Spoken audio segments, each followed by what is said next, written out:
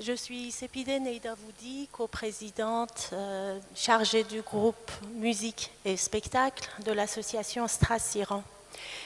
Fondée en 2009, l'association organise ce travail depuis 2010 grâce à nos partenaires, mécènes, bénévoles, nos membres et vous, bien sûr, que je remercie chaleureusement à chaque fois que j'en ai l'occasion. L'un des objectifs phares de l'association est le dialogue et l'échange interculturel, ce qui fait la richesse de nos programmes et pousse notre partenariat à Outre-Rhin et aux départements voisins. Depuis 2017, nous avons opté pour une gouvernance collégiale et nous sommes à la 7e édition de ce festival que Simin Rohani, coprésident chargé du groupe Festivités, va vous présenter. Bonsoir. La quinzaine culturelle iranienne est une biennale dont nous fêtons la 7e édition. Ce 7e festival se déroule sur 15 jours durant lesquels nous aurons des événements très variés comme 2 concerts de musique métissés avec le groupe Espersan demain 19 mars et le groupe Incrédible Maktoub Orchestra le samedi 26 mars à 20h au Cité Musique et de la Danse. Du 21 au 23 mars, l'illustre cinéaste Massoud Kimiaï nous fera aussi l'honneur de venir en personne présenter 3 de ses films. Également, plusieurs rencontres comme ce soir avec des invités particulièrement illustres. Le samedi 19 mars à 16h à l'église Saint-Guillaume et en collaboration avec l'association À Livre Ouverte, le philosophe et professeur Reza Moradassi prendra la parole pour partager son désir de construire des ponts au-delà des divisions. À travers son ouvrage, Les murs qui nous séparent ne montent pas jusqu'au ciel. Le vendredi 25 mars à 19h, dans cette même salle, Lélie Anvar nous invitera à découvrir la poésie persane ou de son cœur brûlant d'amour dans le désert du monde. Cette année, nous avons l'honneur de vous proposer à Strasbourg, en partenariat avec l'association À Livre Ouverte, mais aussi la CAS, l'Association culturelle des Afghans de Strasbourg, 2 soirées poésie qui se dérouleront à la Péniche Mécanique, le cabaret jazz et moderne de Centre-Ville. La première, le mercredi 23 mars à 19h, intitulée « 20 vies et l'amour », nous aurons la lecture des poésies de philosophe et polymathe Omar Khayyam.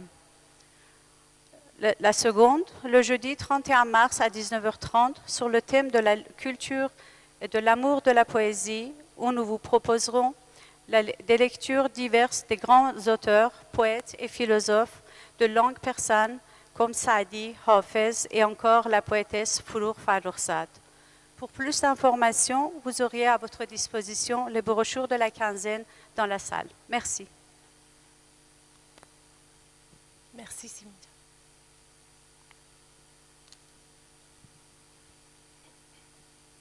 Ce soir, j'ai l'honneur et le plaisir d'accueillir celui pour qui la musique n'a pas de secret. Compositeur et chef d'orchestre franco-iranien et l'auteur du livre « À la recherche de sons et de sens », je vous prie d'accueillir, mesdames et messieurs, Monsieur Iraj Sahbaï.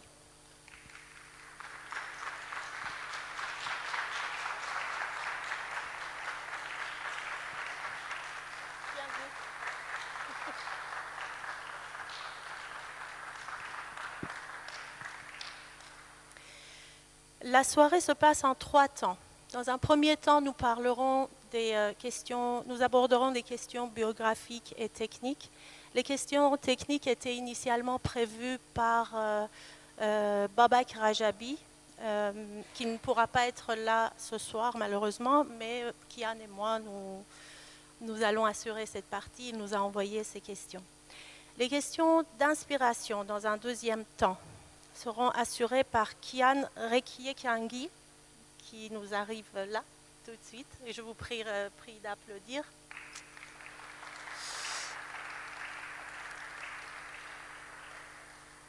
Ensuite, nous passerons aux questions du public.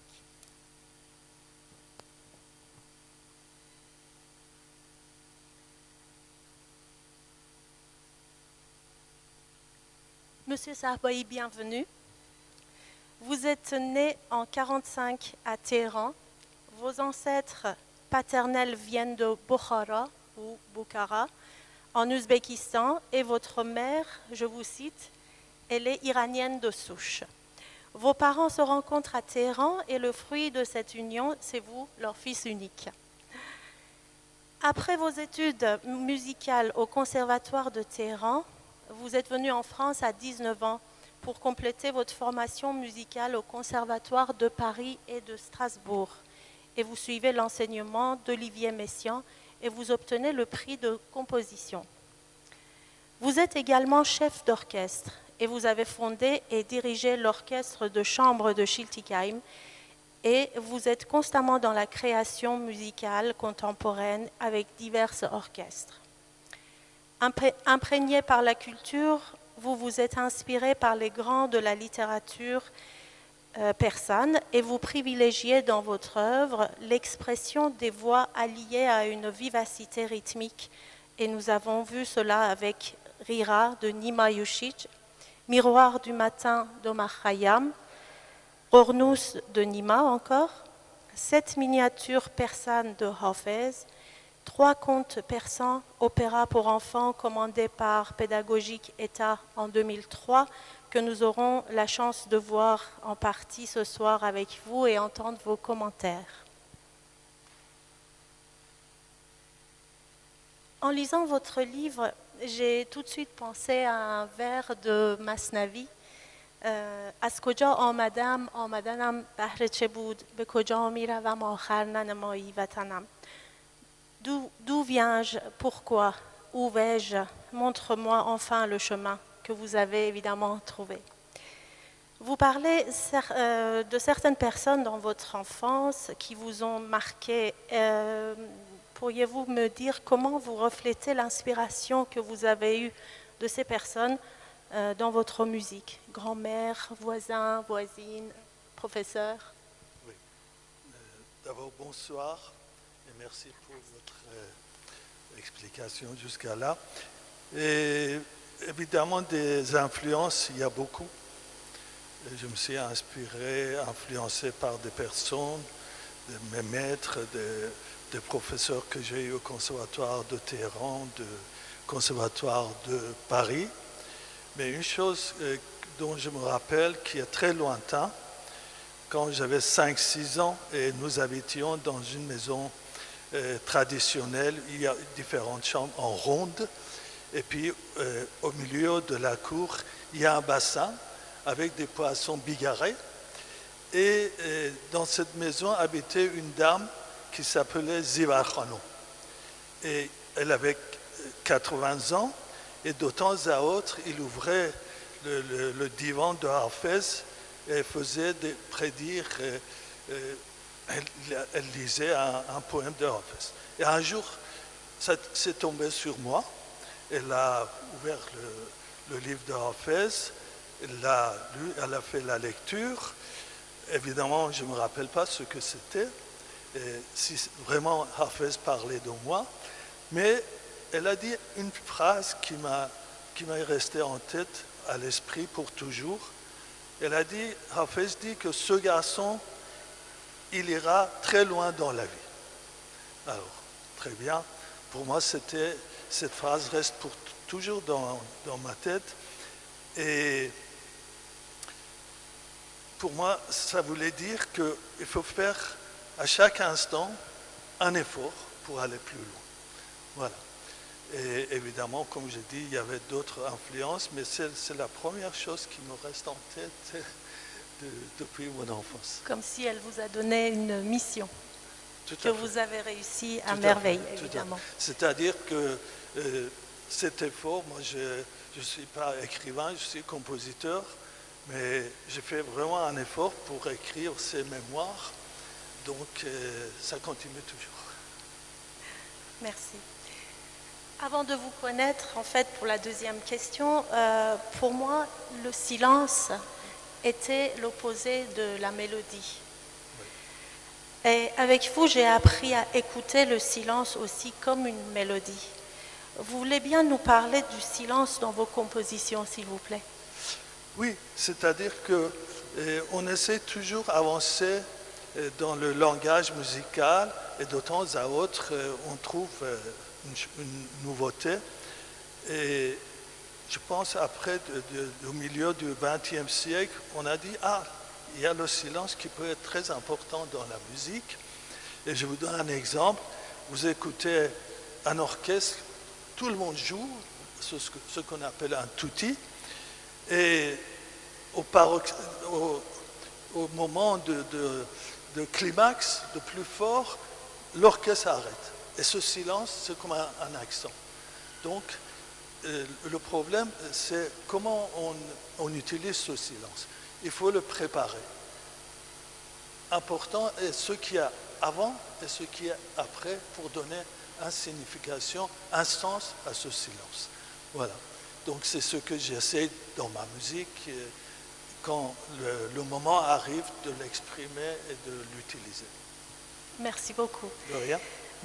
Nous allons écouter un morceau de l'opéra pour enfants composé par M. Ilaj Sarbaï. Question. Oui, allez-y.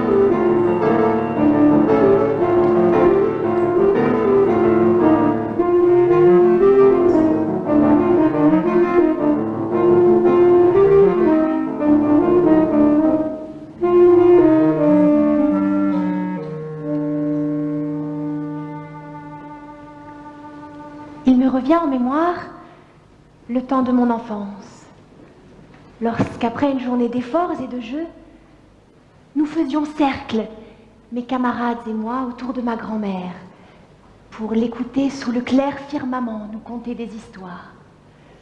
Elles étaient souvent drôles, parfois graves ou tristes, et quelquefois laissaient dans nos âmes comme un sentiment de nostalgie. Elle recelait toujours un enseignement caché qui se révélait au fil du récit.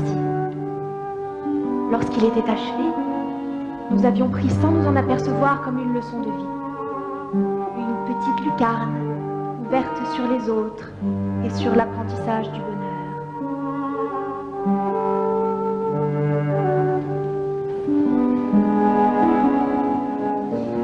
Par la magie de sa voix, elle nous emmenait dans d'éblouissantes savanes.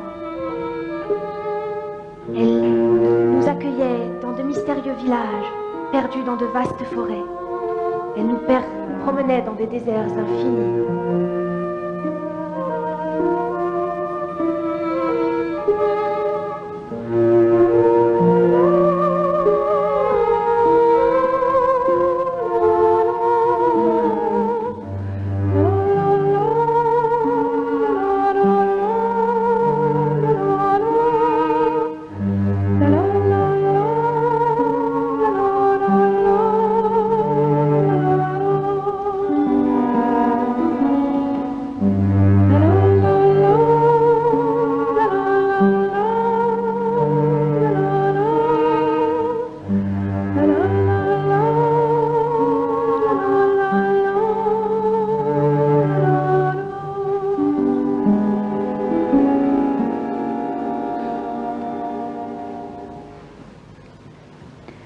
Le lièvre et le lion.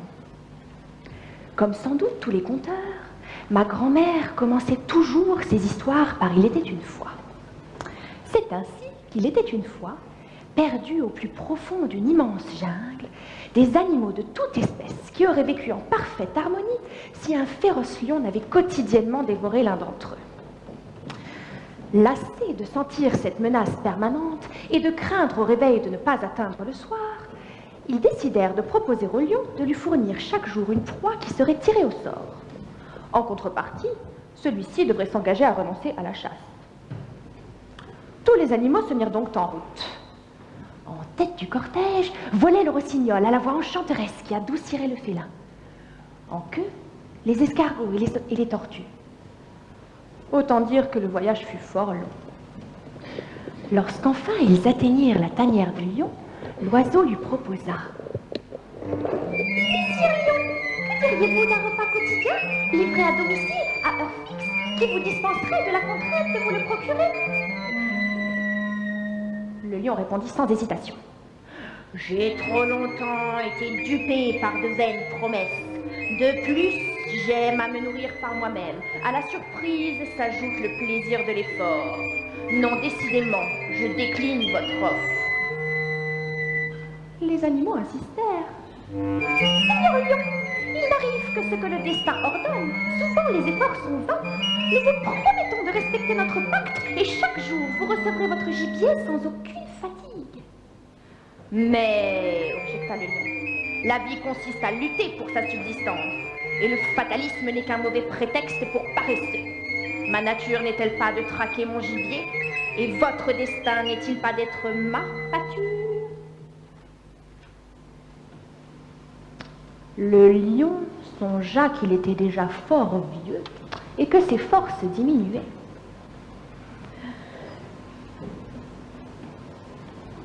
Après un long silence, il accepta finalement cette retraite sereine et le pacte fut signé.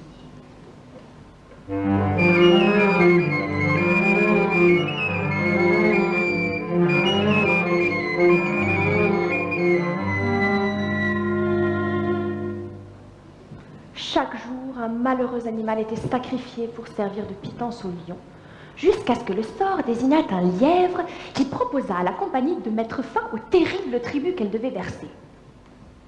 L'assemblée se moqua de lui. « Comment, toi, petit et malingre, tu prétends venir à bout de la férocité du puissant lion ?» Le lièvre répondit « Je suis certes bien faible face au robuste fauve, mais la force n'est pas tout. Ce sauvage animal ne peut récolter le miel que la légère abeille recueille en butinant les fleurs. Pas plus que l'éléphant ne fabriquera jamais le coton dont s'enveloppe le ver à soie. Je suis chétif, mais je ne suis pas sot. De l'imagination, un peu de réflexion, Une assez solide intelligence, alliée à un tempérament rusé, vaincront les muscles du lion tyrannique. Et comment t'y prendras-tu? Devrons-nous t'aider? Lui demanda-t-on. Je dois agir seul et tenir mon plan secret. Votre participation pourrait nuire à mon projet. Là où un oiseau solitaire passe, seul sans difficulté, 3 oiseaux attachés restent figés au sol.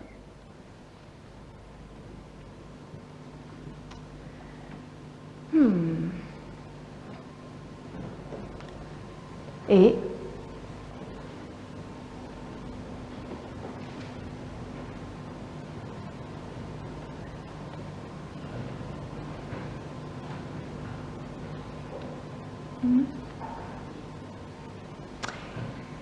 et si je vous révélais mon plan? Qui me dit que le lion ne l'apprendrait pas? Il faudrait déjà que je ne vous le révèle pas. Les animaux décidèrent donc de laisser le lièvre agir à sa guise. Ce dernier s'attarda en chemin. Le lion, impatient, estima avoir été trompé, maudit sa paresse et se reprocha d'avoir confié à d'autres le soin de sa nourriture. Comme il remuait ses pensées, le lièvre apparut soudain craintif et apeuré. À sa vue, le lion rugit de rage. « Quoi? À moi, qui puis avaler un bœuf, qui ai combattu victorieusement des bêtes féroces, on me livre pour tout repas ce petit lièvre ridicule! »« Oh non, non, non !» s'écria le lièvre. « C'est un camarade bien plus gras et plus copieux que vous qui vous était destiné. Mais un lion qui s'est prétendu le roi de cette jungle s'en est emparé sur le chemin qui nous menait chez vous. Partez, Seigneur Lion, protégez-nous de lui, éliminez-le. » Le lion accepta, tout en menaçant le lièvre de le dévorer sur place s'il s'avérait qu'il lui avait menti. Le lièvre le conduisit alors vers un puits dont les eaux luisaient comme un miroir étincelant. À quelques mètres, il s'approcha et s'arrêta pâle et haletant et chuchota. « Votre rival loge en ce puits où il retient votre dîner. »« Va et vérifie qu'il soit bien là. »« Oh non, non, non, j'ai bien trop peur. Permettez que je me dissimule entre vos redoutables pattes. » Tous les deux s'avancent, s'appuient sur la margelle du puits et regardent l'eau scintillante. L'animal y voit l'image d'un lion tenant un lièvre serré entre ses griffes. Sans hésiter, mu par son seul orgueil, il plonge dans le puits et se noie. La vanité a brouillé son regard et l'a conduit à la mort. Le lièvre courut apporter la nouvelle de la disparition du lion à ses amis.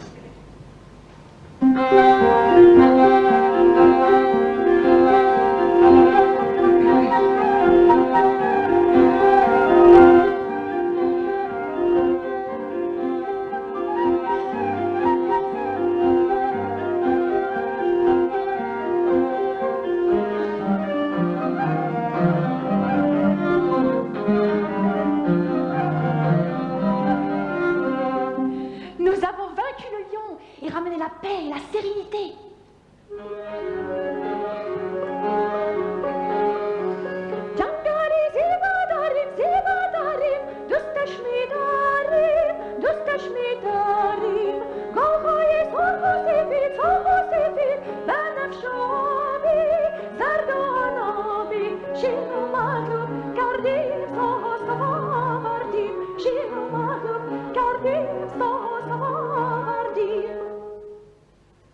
Nous avons une belle jungle que nous aimons.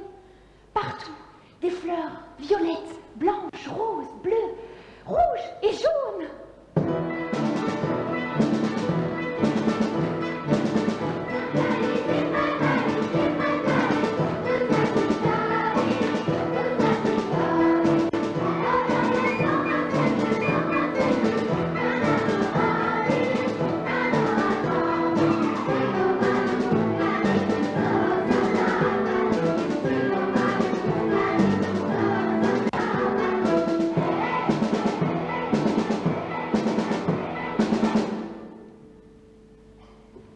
Quand elle avait fini de raconter, elle nous chantait une berceuse.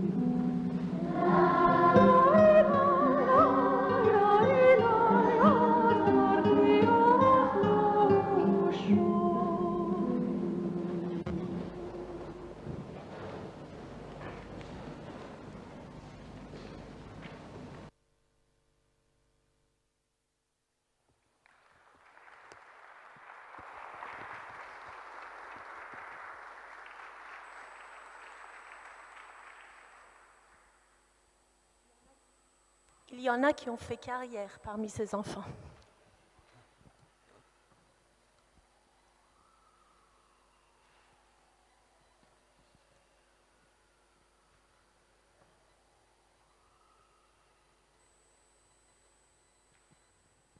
Voilà, pour revenir à ce que nous venons de voir, ça s'est passé.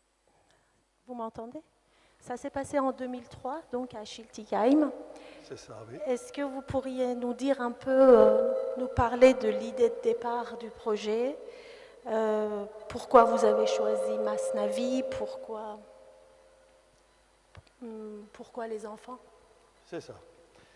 Alors, donc, il y a un moment, j'avais terminé mon travail à Schiltigheim et je voulais partir sur une bonne note.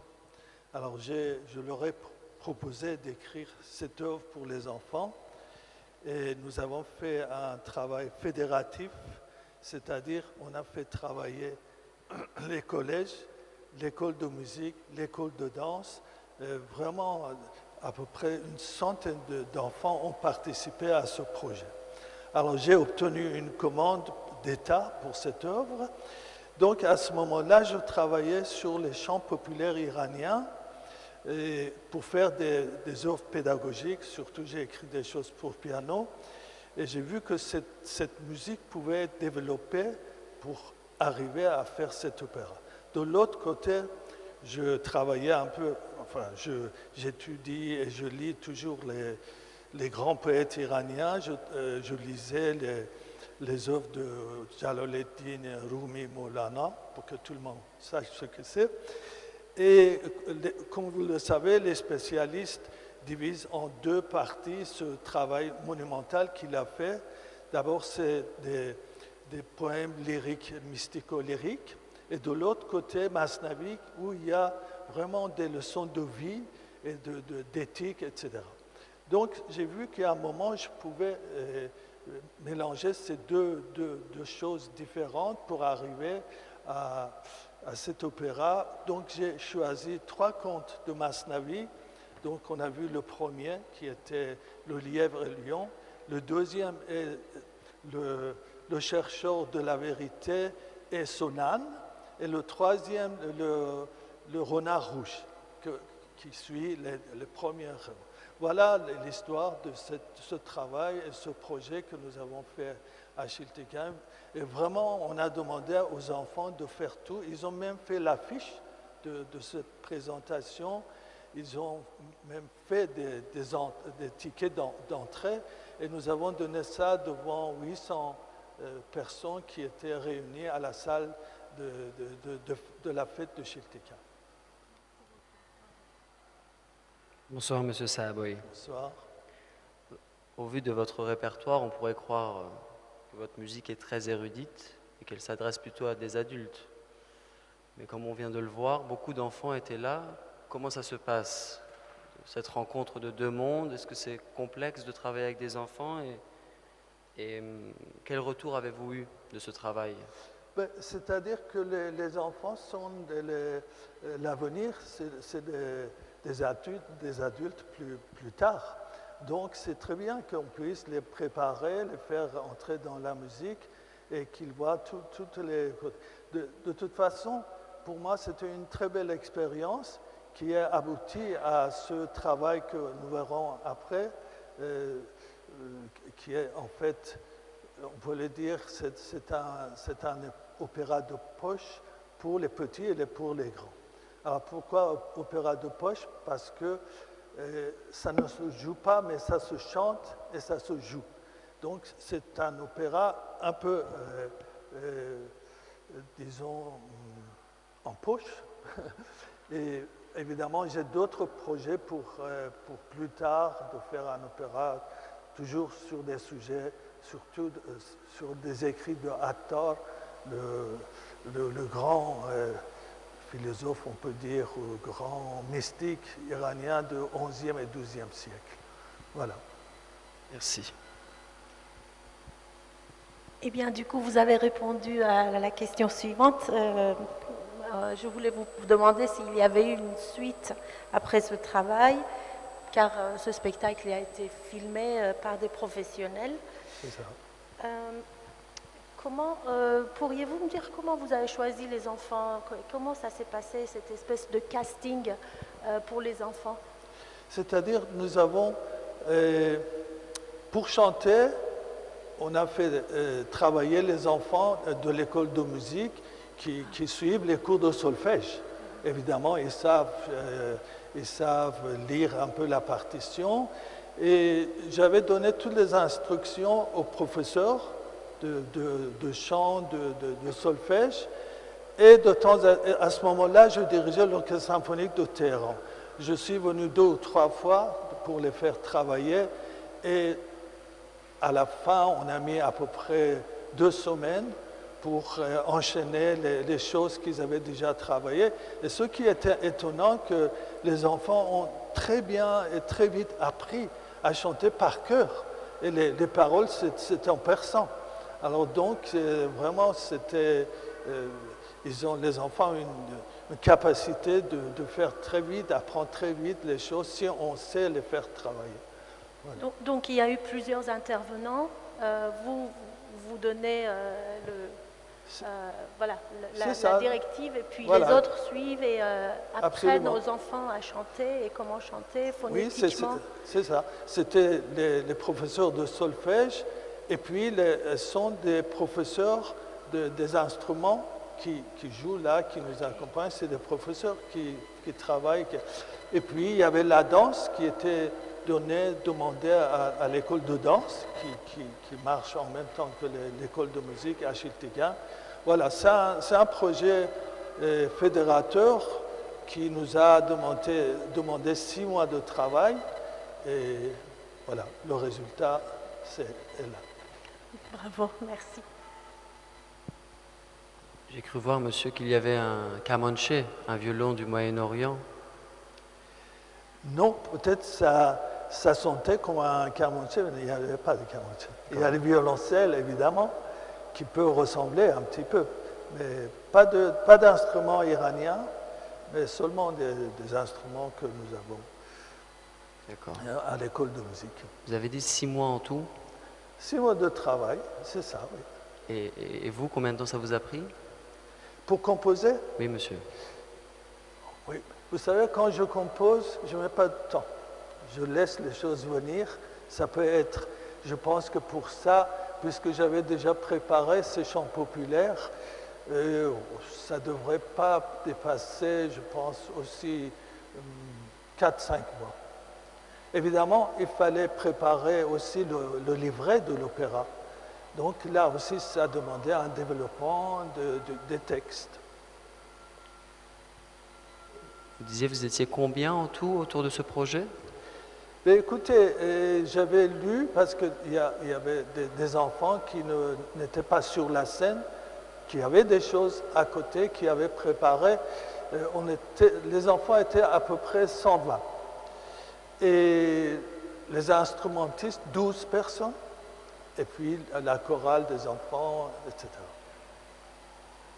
Et dernière question, vous disiez le conte que cette dame évoque et déclame. Quelle était l'inspiration principale d'avoir choisi ce conte-là? On l'entend dire, un oiseau seul est plus libre que 3 oiseaux qui sont noués avec une ficelle. Oui, bien sûr. Ben, écoutez, il y a beaucoup de choses à apprendre dans ces contes. Par exemple, dans celui-là, Maulana demande, il faut être intelligent. Quand vous avez la force devant vous, vous ne pouvez pas vous battre. Donc, vous essayez d'être intelligent et trouver la solution. Et dans le deuxième conte, qui est encore plus significatif, il y a celui qui va aller en Chine pour chercher la vérité. Il arrive devant comment dire, où habitent les moines. Et donc, quand il arrive, il n'y avait rien à manger. Et puis, un farceur prend son âne, il le vend et prépare à manger pour tout le monde, mais sans lui le dire. Alors, en chantant, il disait que nous avons vendu l'âne et on mange bien. Et lui, pendant qu'il dansait, il chantait, il répétait la même chose. Il croyait que c'était des choses qu'on ne pouvait pas, qu'on prononçait, mais c'était, comment dire, c'était des secrets et tout ça. Et après, il comprend qu'il a perdu son âne. Et la leçon était qu'il ne faut pas répéter des choses qu'on ne connaît pas. Il ne faut pas imiter. Il faut faire attention à ce qu'on entend et l'analyser, etc. Donc, il y a chaque fois une leçon de vie pour les enfants. C'était là le projet qu'il fallait préparer et utiliser pour les enfants. Donc réfléchir avant de parler, c'est ça? Absolument. Alors, nous allons enchaîner donc dans la deuxième partie avec les questions de Kian, enfin plus autour du livre. Je te laisse la parole, du coup. Monsieur Sahaboy, je vous remercie à nouveau pour votre présence et pour avoir donné autant de temps pour les Strasbourgeois. Et aussi, à titre personnel, je vous remercie. C'était un grand honneur de vous rencontrer et de parler de votre travail et de lire votre ouvrage que j'ai beaucoup apprécié. J'ai appris beaucoup de choses et c'est vraiment un voyage entre la poésie et la musique et surtout la création, que ce soit d'une musique ou d'un être, entre deux pays. Pour vous, ça a été l'Iran et la France et je vous remercie encore car c'est un grand fruit. Mais tout d'abord, il y aura plusieurs questions et je me permettrai de lire certains passages, si ça ne vous dérange pas. C'est ça, oui. Mais avec plaisir, comme ça, je peux me reposer et vous écouter. Mais tout d'abord, j'aurais voulu savoir comment est venue cette idée, cette volonté d'écrire vos mémoires. Quelle est la genèse? Oui. Alors, l'édition Harmattan m'a demandé de faire un livre en forme de conversation. C'est-à-dire un monsieur ou une dame me poserait des questions et je répondrais pour faire un livre. Alors, étant donné que mes phrases sont assez courtes et ils vont juste à l'essentiel, donc j'emploie très peu d'adjectifs et très peu de mots d'invariables, n'est-ce pas? Comme justement, effectivement et tout ça. Donc, ça ne pouvait pas donner grand-chose. Après un certain temps de réflexion, je leur ai proposé d'écrire mes mémoires. Et j'entre au conservatoire de Téhéran tout à fait en catimini. Et après des années de turbulence, je deviens plus sage et je travaille bien ma musique. Ensuite, à la sortie du conservatoire, j'ai la meilleure note, j'obtiens une bourse, et voilà, ça continue comme ça. Donc il y a pas mal de choses à raconter. Et donc ce que je peux dire, j'ai essayé de mettre ces mémoires dans le contexte. Par exemple, le jour où la révolution 68 est commencée, j'étais au quartier latin. Et après, je rentre à la cité universitaire, il y avait le conservatoire, de loin je suivais, mais je ne savais pas tout. Mais pour écrire ça, j'ai essayé un peu pour voir qu'est-ce qui s'est passé un peu à côté pour que pour la lecture soit une chose à peu près complète. Voilà. Et puis, écrire ce livre, pour moi, c'est comme un peu si je composais de la musique. Je choisissais les mots qui sonnaient dans mon oreille. Voilà ce que je peux dire pour la jeunesse de ce livre. Vous parlez de votre entrée au conservatoire. Je me permets de lire la page numéro 24 et 25 qui relate justement votre entrée au conservatoire. Une fois entré au conservatoire et ayant la possibilité de toucher un piano, j'improvisais, à mon niveau, dans le style de Mozart, car c'était ses œuvres que j'entendais le plus. Une nouvelle étape débuta avec les cours d'harmonie qui m'apprenaient comment superposer des sons et élaborer des accords colorés pour accompagner et faire apparaître la mélodie sous un plus bel aspect. Le fait le plus marquant de cette période fut, pour moi, la découverte de la poésie moderne de l'Iran. Lors des cours de littérature persane, nous prenions connaissance des poèmes des plus grands auteurs du passé, ce qui nous donnait conscience de leur grandeur et valeur. Curieusement, et si surprenant que cela puisse paraître, c'est par une jeune fille française, élève de violon au conservatoire, que j'ai découvert les poèmes de Nima Yujit. Peut-être vous pouvez mieux le prononcer que moi. Oui. C'est Nima. Nima Yujit, bien sûr. Oui. Excusez-moi. Fondateur de la poésie moderne en Iran. Un jour, Bernadette, une fille au visage angélique, surmontée de lunettes à monture dorée, très aimable et souriante, vint me voir en me présentant un poème de Nima et me demanda si je pouvais l'accompagner pendant qu'elle le récitait. Par intuition, après avoir lu le poème, j'ai senti que la musique qui pouvait s'y accorder ne saurait être ni en majeur ni en mineur. Les deux modes constituaient la base du système tonal, ni les accords qui pouvaient en découler. Le poète nous propose ses idées et ses conceptions de la vie et du monde avec des images novatrices. Par rapport au symbolique chez les poètes classiques, en introduisant ses impressions de la nature sauvage, de la région de son enfance, le nord de l'Iran, et en imposant une métrique et une prosodie nouvelle à l'art du langage qu'est la poésie. Son attitude héroïque, le mot héroïque n'étant ici pas exagéré, vis-à-vis du monument colossal de la poésie classique persane, ainsi que l'inimité des traditionnalistes à son égard, m'encouragea à ignorer les lois qui régissaient les accords classés que j'apprenais au cours d'harmonie, ce qui me donnait la liberté de les perturber. Ainsi, les intervalles entre les touches blanches et les touches noires du piano, sous mes doigts, devinrent plus serrés et les accords se libérèrent de la hiérarchisation classique pour prendre leur indépendance et leur couleur spécifique. Monsieur Sahaboy, de cette indépendance et de ces couleurs spécifiques,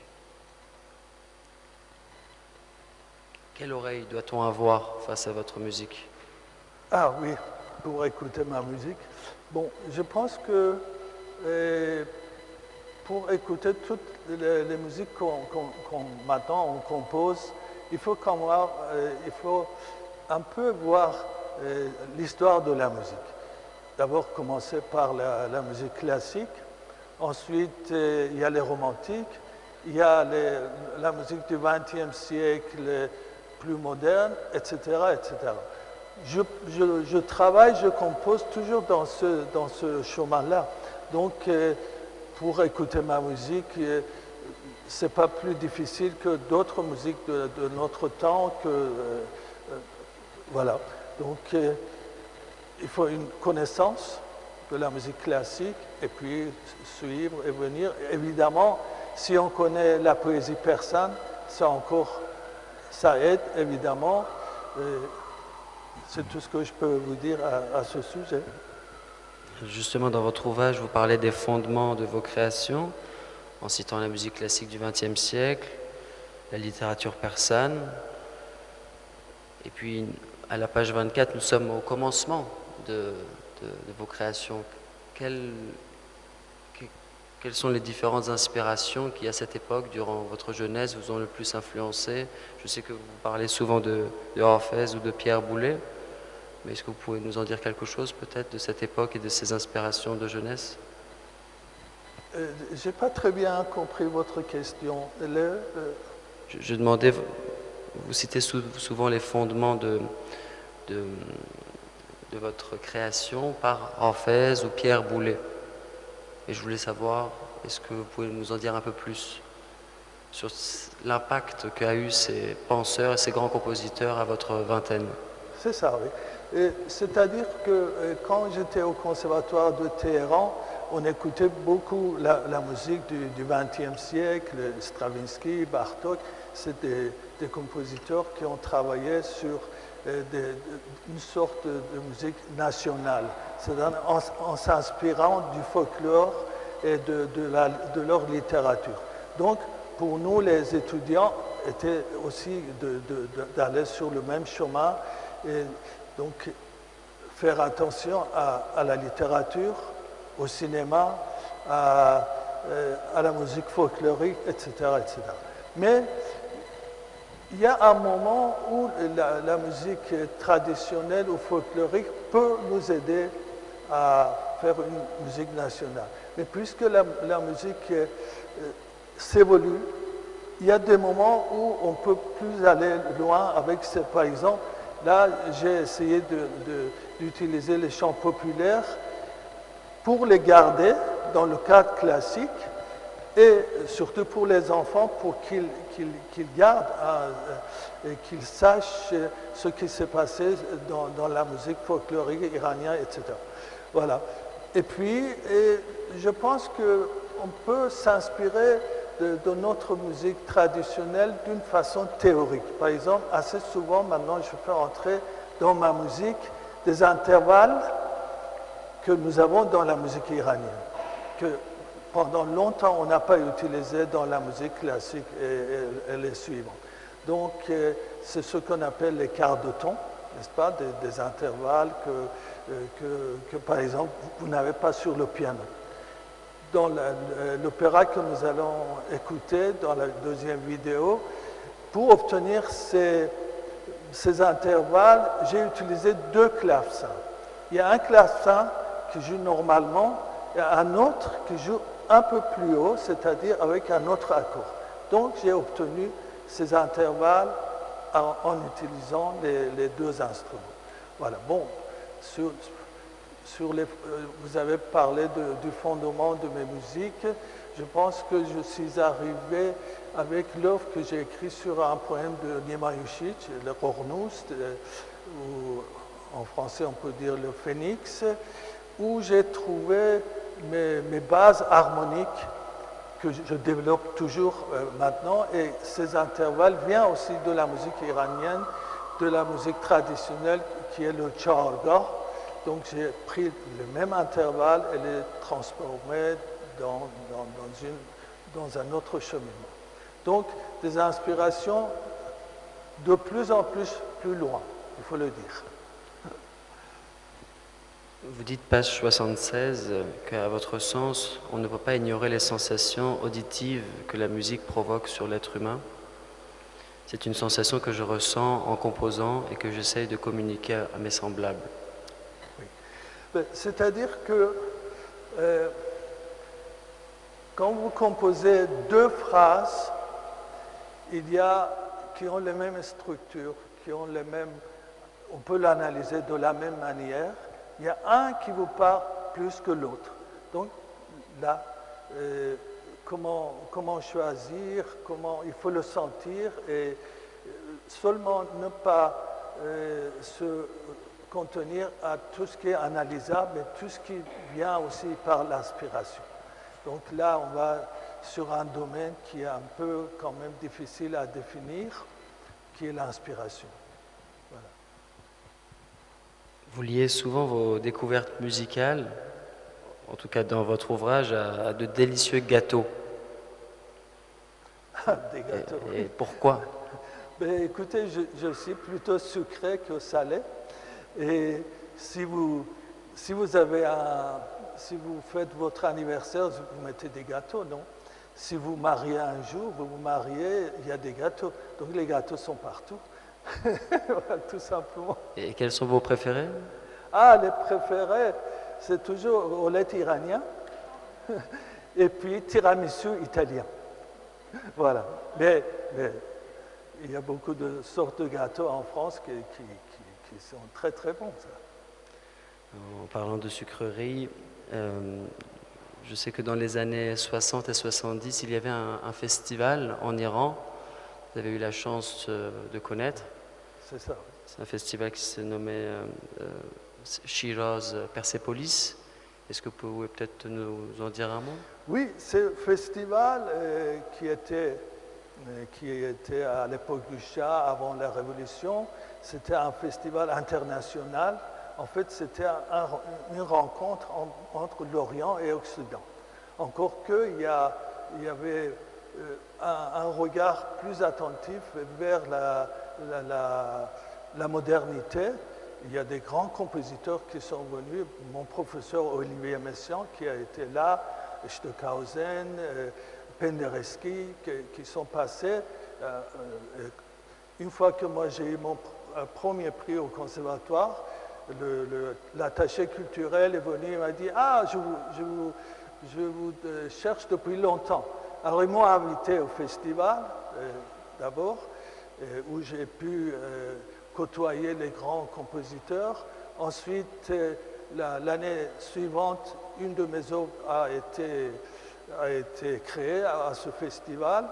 Et donc, il y a une anecdote assez intéressante. Mon professeur, qui était ornithologue, là, à Persepolis, il a entendu un oiseau.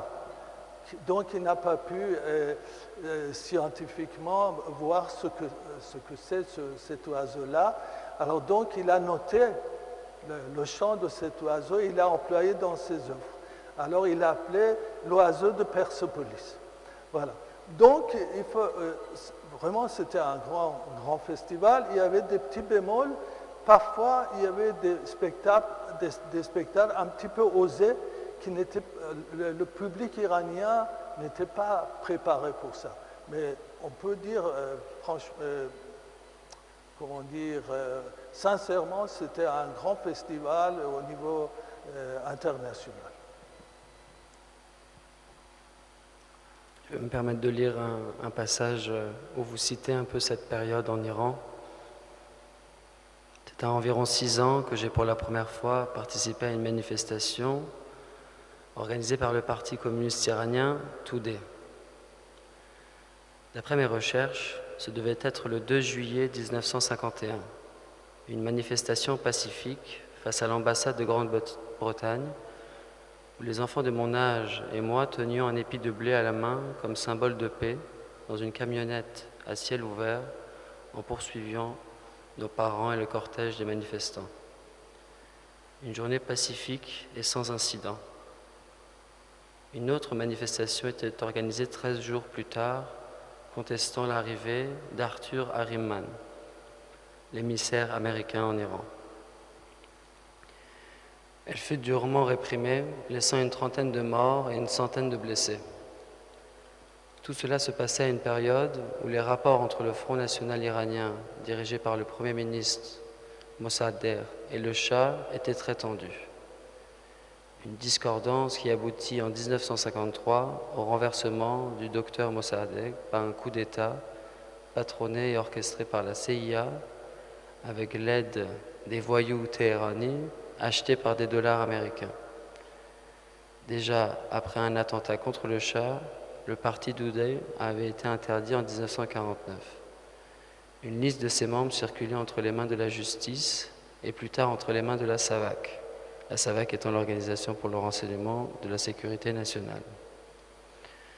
Beaucoup d'entre eux étaient attrapés, emprisonnés et fusillés. Lors de l'inscription au Parti Tudeh, mon père avait omis, volontairement ou par négligence, le i tréma de son nom, Sahaba au lieu de Sahaboy. Ainsi, il fut sauvé d'une arrestation peut-être sans retour. La répression contre les opposants dans les pays où la liberté d'opinion n'est pas permise fait qu'on devient extrêmement méfiant vis-à-vis de la politique et des politiciens. Le poète iranien Sohrab Sepahri, 1928-1980, dans son poème Fleuve, le bruissement de l'eau, dit ceci: J'ai observé un train transportant la politique, ô combien vide de sens.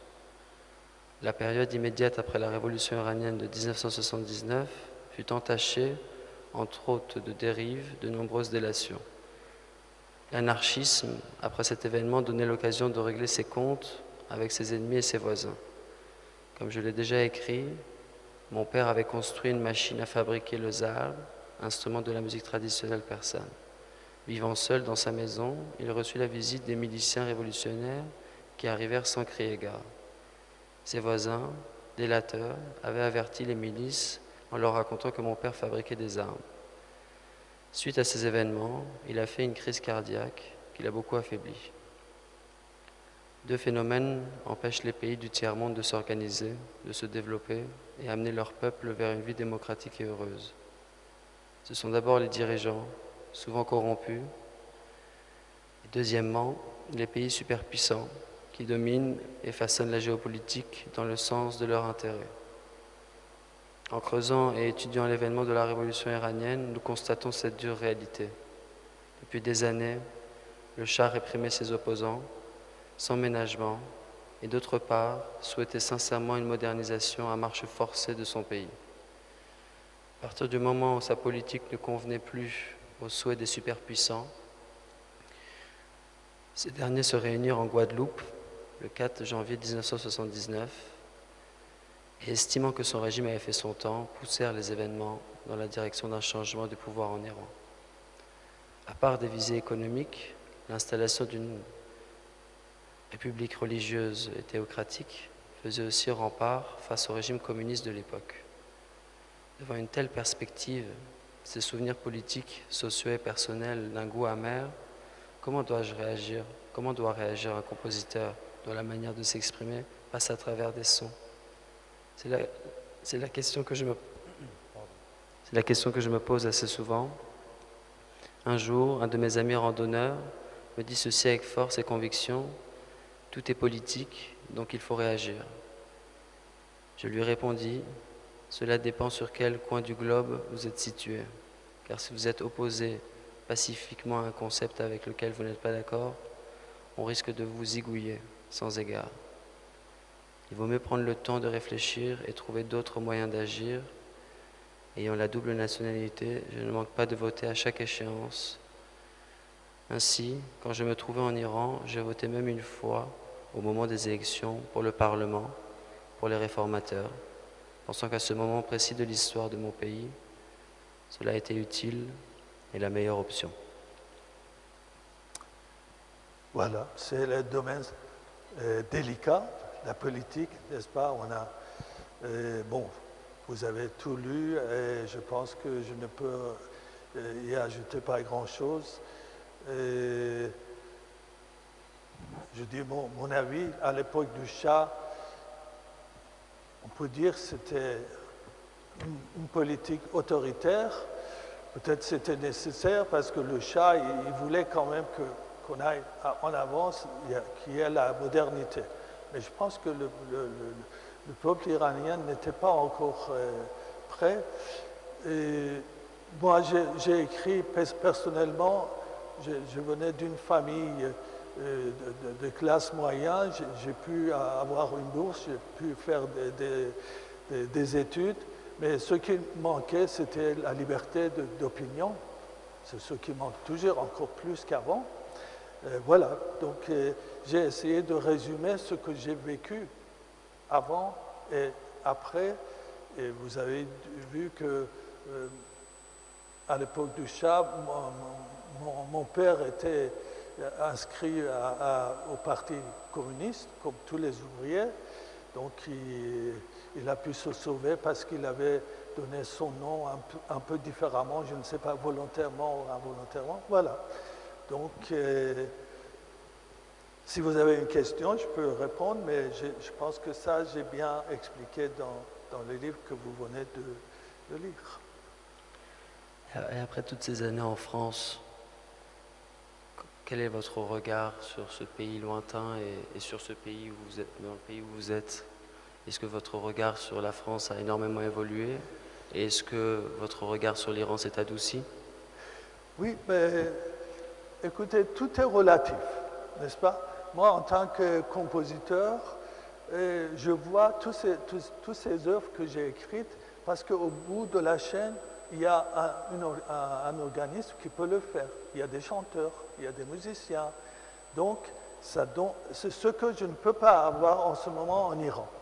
Nous avons des musiciens, il y a des gens qui sont très bien, mais le niveau reste toujours limité. Et donc,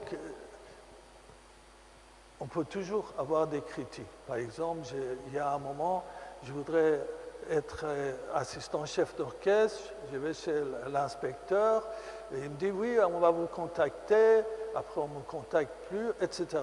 On peut toujours avoir des regrets de ne pas obtenir ce qu'on veut. Mais dans l'ensemble, je vais toujours à l'essentiel, je vois que toutes ces œuvres que j'ai écrites, parce qu'il y avait de possibilités de monter ces projets-là avec tel ou tel organisme, soit le conservatoire, soit des ensembles qui travaillent dans les différentes villes de France. Vous parlez des institutions françaises. Vous avez nommé une partie de votre œuvre « Le plus beau discours du monde ». Et c'est justement une partie de votre vie où vous arrivez à la Cité internationale des musiciens de Paris, la Cité internationale des arts, pardon. Ma vie de nomade continua encore un certain temps avant que je n'atterrisse à la Cité internationale des arts dans le 4e arrondissement de Paris, grâce à ma bourse française. La Cité internationale des arts comportait principalement des ateliers collectifs pour les plasticiens et des studios de répétition munis d'un piano pour les musiciens. Une programmation culturelle dans sa galerie et son auditorium animaient ce lieu exceptionnel. C'était donc un endroit idéal pour les artistes afin d'exercer leur art dans des conditions optimales et pour avoir la possibilité d'échanger avec les artistes d'autres pays. Malgré toutes ces commodités et conditions favorables, il me manquait une chose essentielle, le silence. Eh oui, c'est ça. C'est-à-dire habiter à la Cité des Arts, c'était vraiment c'était une très bonne chose parce qu'on rencontrait des musiciens d'autres pays et même des peintres, etc.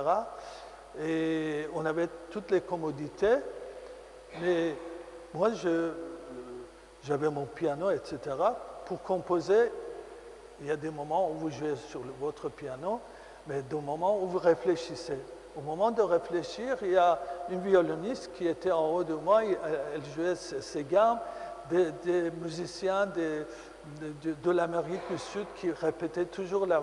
Alors, là, il me fallait absolument le silence, c'est pour ça que je ne suis resté là qu'une année, et puis je suis venu à Strasbourg pour trouver cette ambiance de moins bruyant qu'à Paris, finalement. C'est pour ça que je me suis trouvé en Alsace. Et aussi pour faire des randonnées dans les Vosges et à la Forêt Noire. Voilà. Peut-être on écoute l'autre opéra.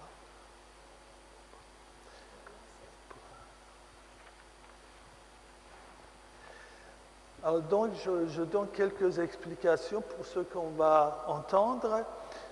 Il y a un moment, depuis 2016, je me suis intéressé beaucoup aux histoires contemporaines, tout ce qui se passe autour de nous, l'immigration, et le réchauffement climatique, etc.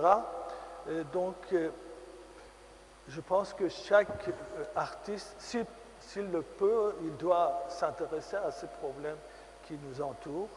Et donc, ce que nous allons regarder, c'est un opéra de poche, comme je dis, assez limité, que ça ne joue pas sur la scène, mais ça se chante et ça se joue. Et au sujet des abeilles que, vous savez, 40% de fonds et de forêts sont en train de périr. Et donc j'ai choisi ce projet sur la vie des abeilles où il y a 7 scènes. Il y a, je dis ça par cœur, la constitution des alvéoles, le vol nuptial, et puis à la fin,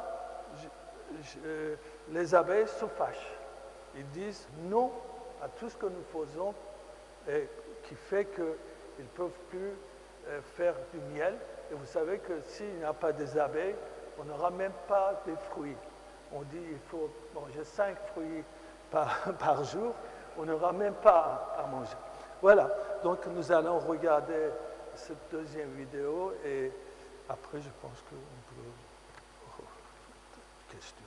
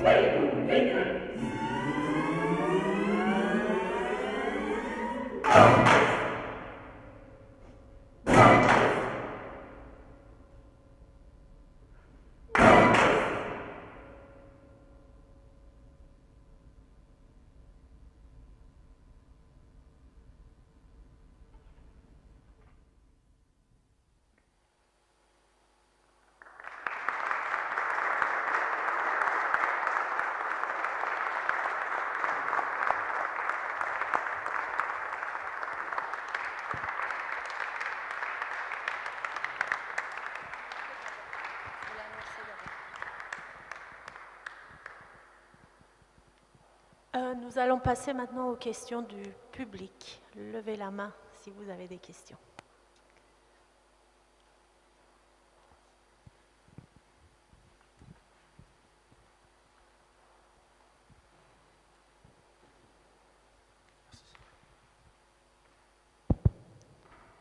Bonjour Monsieur Sabaï. Petite question depuis notre live sur Facebook.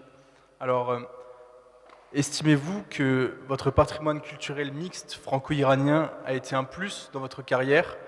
Et si oui, en quoi? Eh bien, écoutez, il y a beaucoup d'échos. Je n'ai pas très bien entendu votre question. Oui. Alors, la question était, estimez-vous que votre patrimoine culturel mixte franco-iranien a été un plus dans votre carrière et si oui, en quoi? Écoutez, quand on s'ouvre sur une autre culture, ce n'est qu'une richesse. Et donc, je suis intéressé autant à la culture persane que la culture française. Donc, ce mélange, par exemple, je ne sais pas si vous vous êtes rendu compte, le texte de cet opéra de poche était en latin. Évidemment, pourquoi un Iranien qui va écrire en latin? D'abord, le texte était assez simple. D'abord, c'était en français. Et j'ai eu la chance d'avoir un ami qui m'a aidé pour la traduction en latin. J'ai choisi le latin parce que je voulais symboliquement dire que les abeilles vivaient avant nous. Donc, c'est pour ça qu'une langue plus ancienne pouvait le montrer. Et d'autre part, j'étais plus intéressé par la sonorité de cette langue qui me convient et ça me donnait un peu plus de liberté parce qu'en français, difficilement, on peut très bien placer le E sur le U. Alors là, je n'avais pas ce problème, j'étais directement sur des sons qui m'intéressaient. Voilà, donc je pense que dans mon livre, j'en parle assez souvent de cet échange que j'ai avec la culture française mon professeur, d'ailleurs, qui est intéressé à toutes les cultures, en classe de composition, on entendait la musique de l'Inde, la musique d'autres pays. Donc il faut s'ouvrir pour s'enrichir et puis on verra ce que ça donne. Voilà, merci pour votre question. Oui, bonsoir Monsieur Sarpoyi. Je pense que si vous diminuez un petit peu le son, parce que ma question va être longue et peut-être il demande de répéter, ça va être... Je voudrais tout d'abord remercier les organisateurs pour cette soirée musicale qui nous a permis d'apprendre davantage sur vos œuvres. Je voudrais revenir sur la première vidéo qu'on a regardée et de dire que dans la littérature persane, la poésie persane prend une place décisive et capitale. C'est pourquoi nous avons le père de la poésie au Xe siècle, Rudaki, et pour avoir le père de la prose, il faut attendre 10 siècles plus tard, ça veut dire début 20e, avec Jamalzadeh et Sadegh Hedayat. Ça ne veut pas dire que nous n'avions pas de la prose. Si, en histoire, il y avait par exemple Bayhaqi, mais les exemples sont rares, mais en poésie, c'est beaucoup plus. Dans la première vidéo, vous vous êtes inspiré de la poésie mystique et didactique. Mais ce qui est adorable chez vous, et j'ai pu découvrir ça ce soir, c'est votre regard, parce que le morceau que vous avez choisi, ça traverse les frontières. Ça vient de littérature en sanskrit indien, qui devient en Pahlavi, ça devient Khalil Demne en arabe, et qui influence également et inspire aussi La Fontaine dans la fable. On dit que la musique et les musiciens traversent les frontières, mais avec cet exemple, dans votre recherche, au niveau de la littérature, je vois que vous traversez aussi les frontières. Maintenant, ma question est la suivante. Est-ce que vous vous limitez seulement à la littérature, à la poésie, pardon, mystique et didactique, parce que vous avez dit que vous avez aussi travaillé sur Attar, ou non, la poésie épique, comme Ferdowsi, Shahnameh et d'autres types, par exemple lyriques, également vous inspirent, ou non, vous vous sentez plus à l'aise avec mystique et didactique? Si oui, pourquoi? Ah oui, très bien. Je pense que pour mettre en musique une poésie, il faut que l'on sente, il faut qu'on aille avec des sons. Je pense que d'abord c'est la musique qui choisit les poèmes. Évidemment, je suis conscient, j'avoue, enfin, je n'avoue pas, je vous dis que je suis parmi peut-être des rares personnes qui ont lu le Shahnameh d'un bout à l'autre. On a mis 13 ans avec un ami, une fois de temps à autre, on se réunissait, et plusieurs fois j'ai pensé à mettre en musique, par exemple, les histoires de Shahnameh. Je n'étais pas attiré.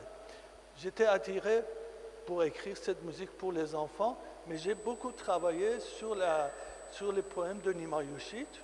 J'ai déjà, je peux dire, 5 œuvres sur ces œuvres, parce que la poésie de Nima Yushit, c'est moderne, mais en même temps, il y a du rythme.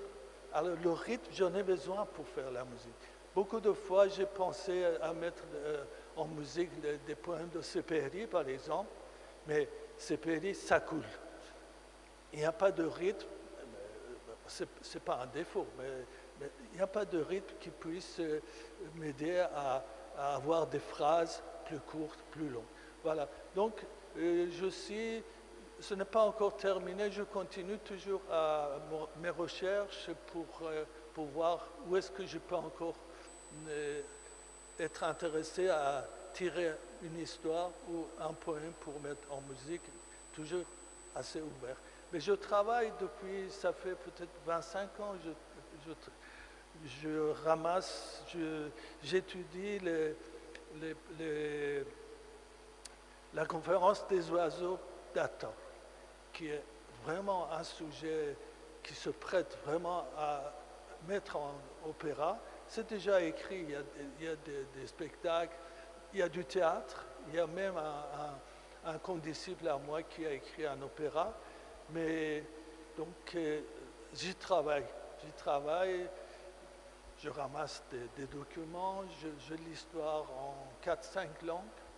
Voilà. Donc, ouvert pour l'avenir. Est-ce que je peux dire ce soir comme une conclusion, par exemple, que la musique pour vous, la composition, est une quête personnelle et vous vous sentez plus proche avec la littérature, la poésie didactique et mystique que épique? Tout à fait. Mais comme je dis, ce n'est pas arrêté un jour. J'ai des idées pour travailler sur la danse, la musique, de la littérature, de toutes les époques. Et parce que, par exemple, Shahnameh, évidemment, il y a Rostam, il y a la guerre, il y a tout ça, mais entre, il y a parfois de la danse, entre, il y a des musiciens, il y a des instruments en musique qui sont intéressants à souligner. Et je pense que c'est les prochaines recherches que je ferai sur ça pour sortir ce côté un peu plus humain et moins guerrier. Une dernière question. Le choix des chansons folkloriques qu'on a vues, souvent du nord de l'Iran, dans la première vidéo, est-ce qu'il y a une raison derrière ou c'est plutôt votre enfance qui vous influence? Oui, c'est-à-dire que, comme je l'ai dit tout à l'heure, j'étais intéressé par ces chants. D'abord, d'autres compositeurs l'ont fait. Bartók, il a pas mal travaillé sur le folklore de la Hongrie. Donc, pour moi, il était important d'avoir ces chants populaires dans un cadre classique. Vous voyez, parfois, on entend ces mélodies, mais on les répète plusieurs fois parce qu'il faut danser, il faut des cérémonies, etc. Mais là, je voudrais les mettre dans un cadre classique, de donner peut-être une deuxième version pour que ça ne soit pas long. Donc, c'est pour ça qu'il y a un moment, j'ai senti que ça va très bien avec ces histoires et pour les enfants. Donc, j'ai développé les deux côtés. J'ai développé les contes parce qu'il fallait faire un livret pour que ça dure dans le temps et aussi développer un petit peu la musique, mais en rajoutant peut-être une certaine harmonie qui vient de cette musique-là, que en écoutant ces musiques à l'état original, que se faisait. Voilà.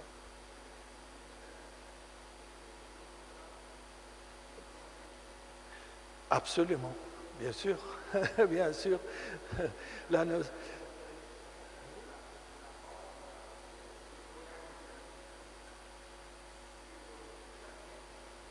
Tout à fait, c'est-à-dire que tous ces chants parlent de l'amour, de la nostalgie, et évidemment, nous, ici en France, quand on les entend, on le sent encore plus que si on les entendait en Iran, ça c'est certain. C'est certain. Merci à vous.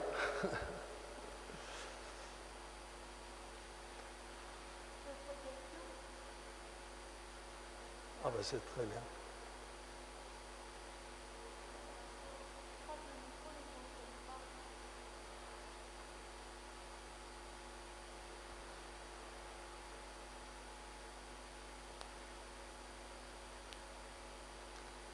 Peut-être sans micro, ça peut aller aussi.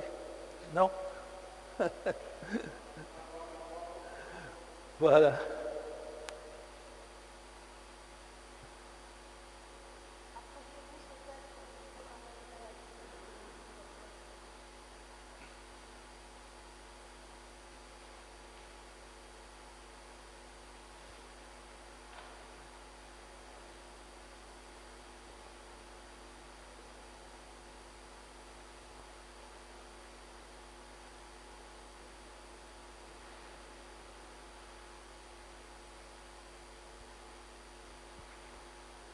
Je vous donne mon micro.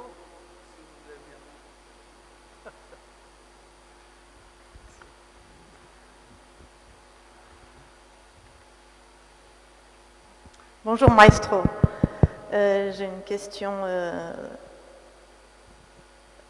question par rapport aux instruments de musique classique persane. Je me rappelle qu'à une époque, vous étiez intéressé à intégrer un instrument de la tradition persane dans l'orchestre classique occidental.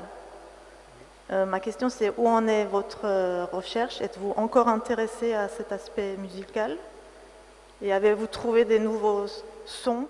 Puisque le titre de votre livre, c'est à la recherche de sons et de sens. Est-ce que vous avez fait une nouvelle trouvaille par rapport à cet aspect? Oui, c'est-à-dire, comme tout à l'heure, j'avais un peu souligné, les nouveaux sons à la recherche du son et du sens, c'est-à-dire qu'on essaie d'évoluer dans la musique, on essaie d'enrichir le langage. Alors, on a parlé du silence. Ensuite, il y a un moment, on a pensé qu'éventuellement, certains bruits peuvent entrer dans le langage. Comme vous avez vu, là, j'ai employé les body tape que les chanteurs et les chanteuses le font pour illustrer certes, le vol des oiseaux, le vol des abeilles, ou montrer leur joie parce qu'il y a des nouveau-nés, n'est-ce pas? Donc, de nouveautés encore, je peux parler de ces quarts de ton, de ces intervalles qui n'existent pas quand nous avons un piano. Et puis, il y a les instruments percussion qui rajoutent beaucoup de son, de sonorité à ce que nous cherchons. Voilà. De toute façon, ce n'est pas seulement ma recherche, c'est la recherche de tous les compositeurs. Donc, en fait, c'est une communauté qui cherche ensemble. Je ne sais pas si je vous ai répondu totalement ou pas. Oui. Ah ben, c'est très bien. Par rapport aux instruments spécifiquement persans. Oui, alors là aussi, il y a des compositeurs iraniens qui mélangent les instruments iraniens dans l'orchestre et tout ça. Moi, je ne suis pas arrivé à une conclusion parce que ces instruments sont très spécifiques. Ils ont une sonorité plus intime, c'est difficile de les employer. Le seul instrument que j'ai employé, c'est le zarb, qui fait déjà partie des instruments à percussion, qui est un instrument très riche. Donc, on peut les utiliser, par exemple, dans mon œuvre de Hornous, le phénix. J'ai employé parmi d'autres instruments le zarb iranien. Et on m'a pas mal demandé d'écrire, par exemple, pour le ney, qui est un instrument que j'aime beaucoup, mais je n'ai pas encore pu trouver sa place dans la musique, entre les autres instruments de la musique classique que nous utilisons. C'est peut-être un défaut, mais on verra peut-être un jour. Je pense que...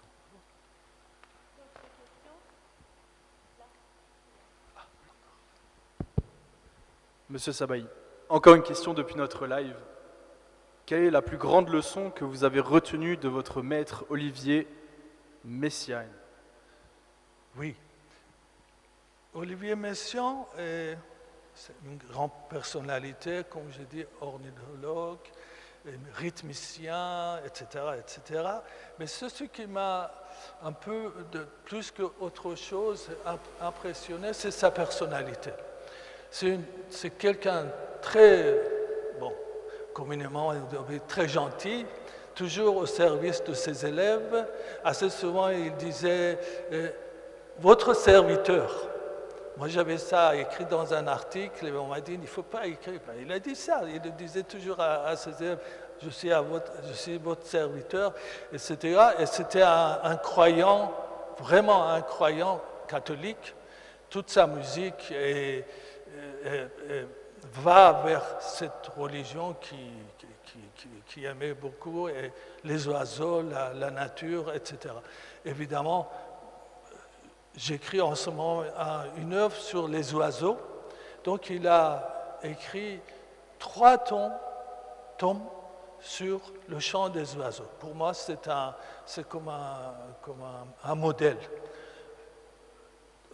Beaucoup de richesse, son enseignement commençait au XVIe siècle jusqu'au XXe siècle. Et il analysait toutes ces œuvres-là. Et parfois, étonnamment, il savait tout ça par cœur. Moi, j'ai présenté une œuvre pour piano pour entrer au Conservatoire de Paris. Je le mets devant lui, il le déchiffre. Une musique difficile avec des rythmes différents, il le déchiffre sans faute. Et moi, j'étais émerveillé. Voilà, j'ai pas mal de souvenirs dans mon livre de ce rencontre. Et donc, je vous en ai parlé juste une petite partie.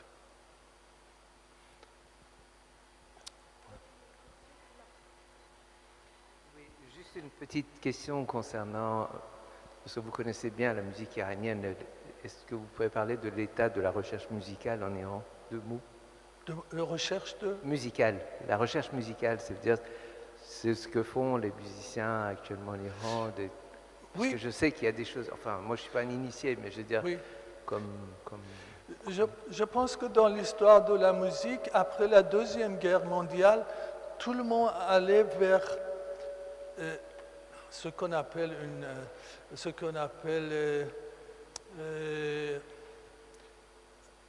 raser ce qu'il y a avant et commencer chaque fois une nouvelle chose. Maintenant, on a un petit peu changé parce qu'on ne peut pas tout le temps tout détruire et puis recommencer. Il n'y a pas de possibilité.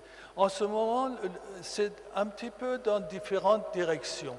Il y a la musique qui va vers le lyrisme, d'autres musiques qui vont vers des recherches fondamentales. Hein. Pour l'instant, on n'a pas d'école. Chaque compositeur choisit un petit peu son cheminement. Voilà, moi je choisis un petit peu ce que vous avez vu et dont je parle dans mon livre. Et évidemment, je ne m'arrête pas à une chose définie, mais j'essaie d'avancer autant que possible. Voilà. Merci à votre... Je voudrais juste vous dire que lire ce livre m'a permis de vous redécouvrir la musique. Et je voudrais vous en remercier. Je l'ai eu avec beaucoup d'émotion à tel point que je n'ai pas pu lire les passages que j'avais choisis parce que j'étais très émue. Et je voudrais vous offrir ça. Merci beaucoup. En vous remerciant d'être là. Et j'espère pouvoir voir encore plus de vos œuvres. Merci, monsieur.